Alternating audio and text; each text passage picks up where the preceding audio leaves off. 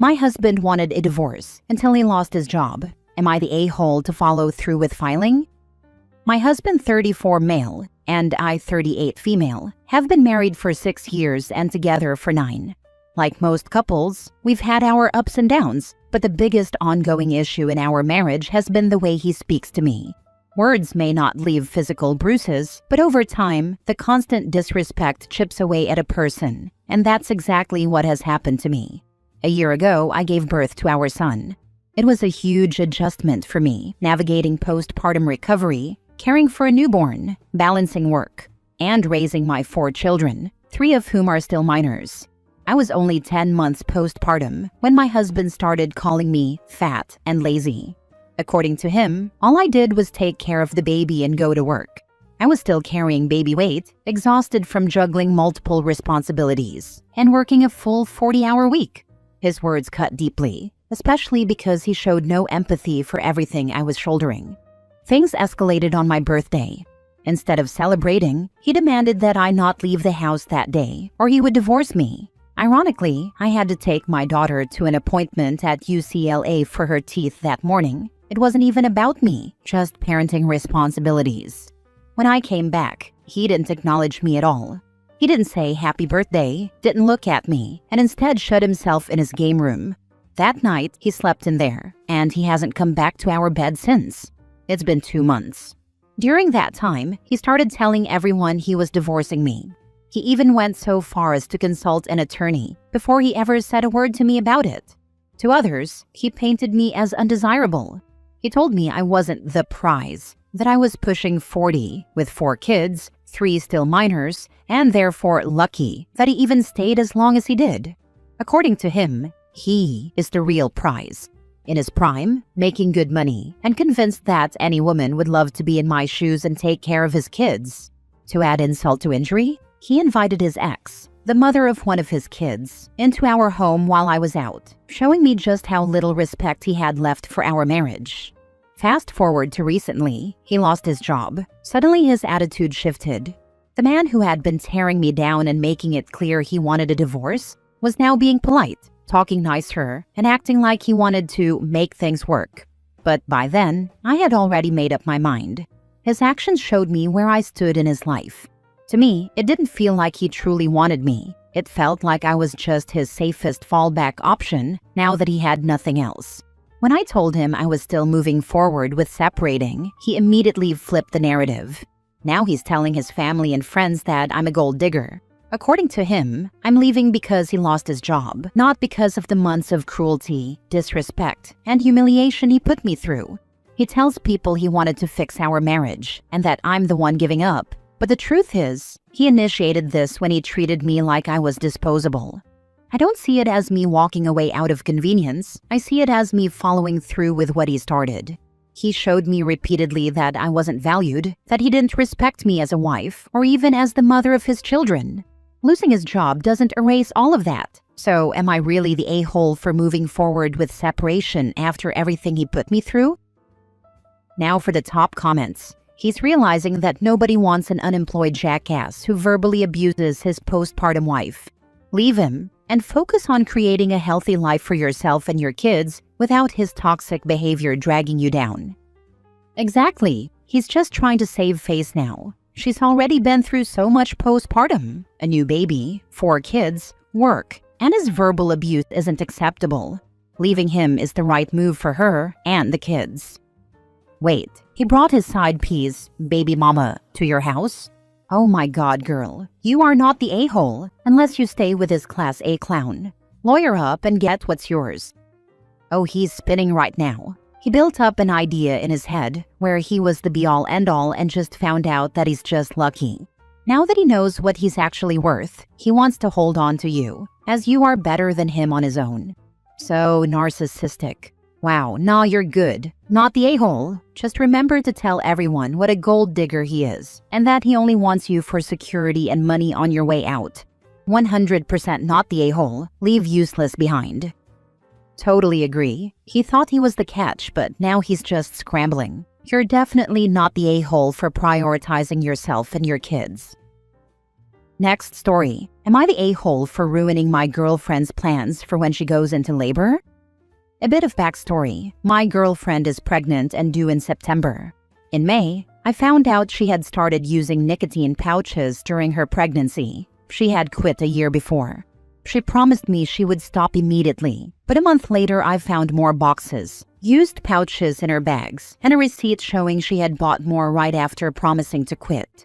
We fought, and she didn't take responsibility. She claimed her midwife told her it was better than her stressing during pregnancy, which a doctor friend confirmed is false. She said she would keep using them and would quit 5 weeks before the due date and tell me every time she took a pouch until then. During that period, she was taking at least 4 a day. She now claims she has quit 7 weeks before the due date, though I found some pouches afterward. I decided to trust her again. On to the issue now. Yesterday, we visited the hospital to see delivery rooms. The 7th floor has nice rooms with a view. The 1st floor is more basic but has better equipment for monitoring the baby. She wants the 7th floor.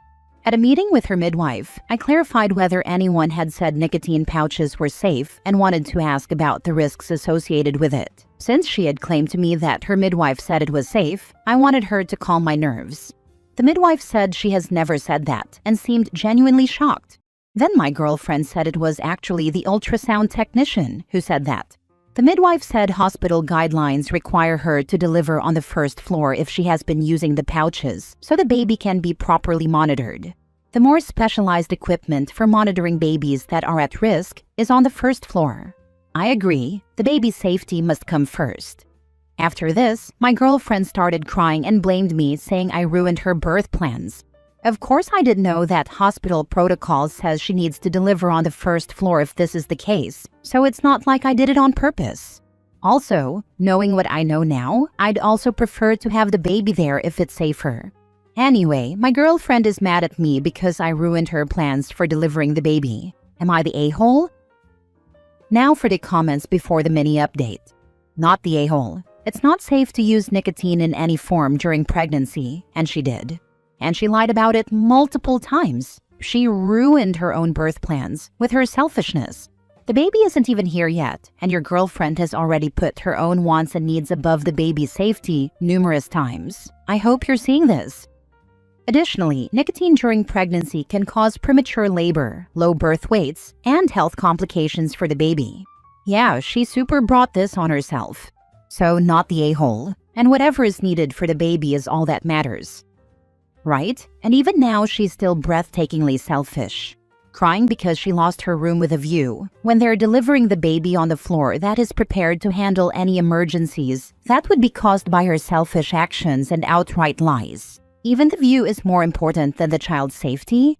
Amazing. Not the a-hole. You didn't ruin her birth plans. She ruined her birth plans by taking an addictive substance that put the baby at risk. Really shocking that she would rather have a nice view than ensure her baby is safe. She's completely irresponsible. Also, what the hell in the first place? Who is concerned with a view from their hospital room right after giving birth?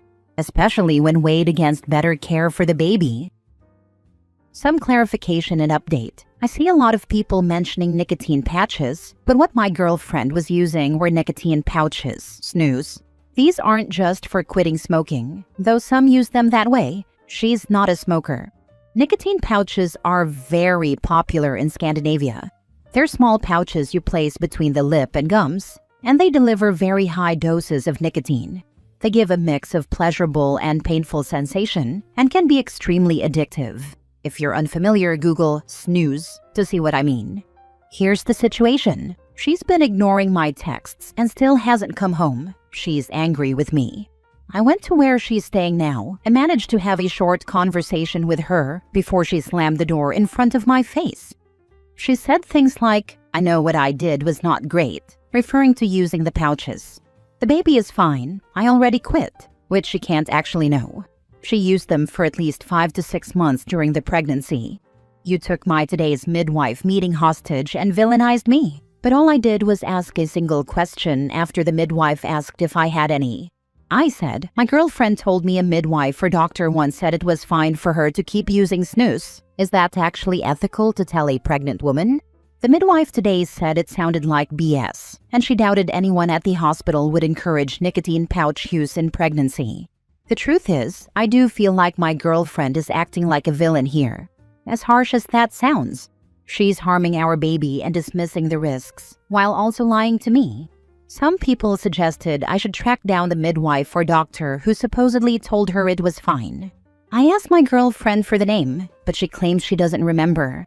Then I asked if she could at least check her texts or calendar for the date or time of that appointment. Appointments are always sent out by SMS. She says she never got a message and didn't put it in her calendar, which I just don't believe. I will try and dig around, also call the hospital to see if I can find the person myself and double-check her statement. Needless to say, she's showing zero accountability.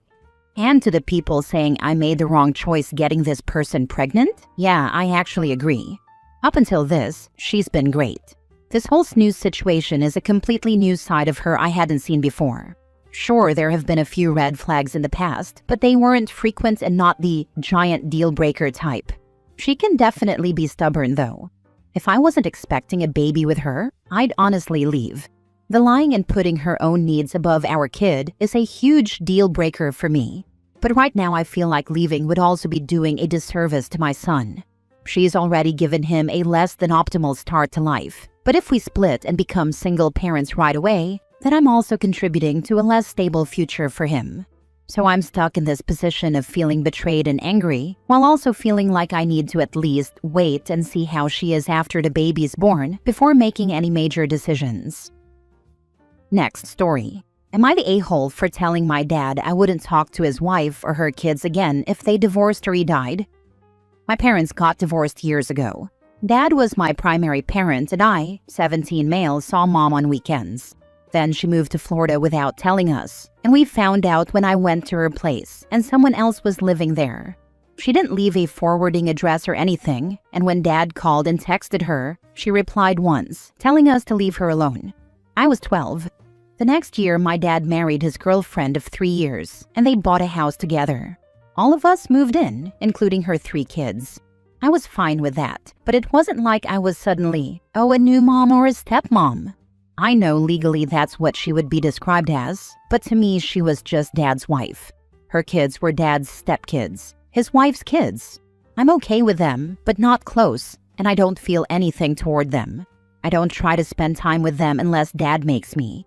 That's something that bothers Dad. He wanted me to willingly spend time with them and bond with them, and he was hoping I'd offer to babysit occasionally without being asked. He told me I should, and I told him don't call the kids my siblings and then we'll talk. That led to us discussing it, and he was annoyed I had that view of them. I explained that's just always how I saw it, the same way his wife is his wife and not my new mom or parent. He mentioned how important it would be for us to have each other in the future, and I told him if he gets divorced or dies, I wouldn't talk to his wife or her kids again. He didn't expect me to say that and kept asking, "Really? Really?" And I was like, yeah. I said I wouldn't see a reason to keep in touch, and I only have anything to do with them now because of him. His wife heard me say the last parts, and she was like, "What the heck? How dare you?" Dad went to calm her down, but I could see he didn't know what to say to me. She said that was a crappy attitude to have. Am I the a-hole? Not the a-hole. Not a single bit of this has anything to do with you, your wants, or your feelings. It has to do with your dad wanting a happy family with his wife and a babysitter for the other kids. He wants his wife to be your mom because bio mom stinks. He wants you to love everyone because then he doesn't have to deal with it if you don't. I'm sure his wife is upset because you won't just fall in line and your dad wants to make her happy. That's not on you to do, and it's not on you to take care of his stepkids, even occasionally, because that will turn into, "But they miss you. The kids want to do XYZ with you. Why won't you be a good big brother and watch them so mom and dad can have a date night? We need a break." No is a complete sentence, and you are close enough to 18 that you can tell them all to kick rocks soon if you so choose. Everyone needs to respect your choices, even if they don't like them. Facts. Too many parents try to force that one big happy family thing without realizing it just pushes kids further away. Cruelty. This is the reality for many blended families. The adults find their partners and build a new family, but the children's sense of security and belonging gradually slips away. Not the a-hole. How dare you? What does she honestly expect? I am pretty sure you don't call her mom, nor show her that you feel any other way from what you said. Why would anyone assume that their partner's kids from a previous relationship would keep in touch with them in the event of divorce or death, unless they had a very close relationship? Even if you like to step-parent, a divorce is a divorce, unless you have an exceptionally close relationship. I have multiple ex-steps, great American family way. For the most part, I liked my step-parents, but they were my parents' current partners, and their kids were their kids. When divorces happened, it was okay. That door shut, life moves on. Your dad and his wife should be mature enough to understand how it works. You do. I blame the Brady Bunch. It set up unrealistic expectations of step-families. Last story. Am I the a-hole for telling my sister she's not on the anniversary gift for our parents after she bailed on paying her half?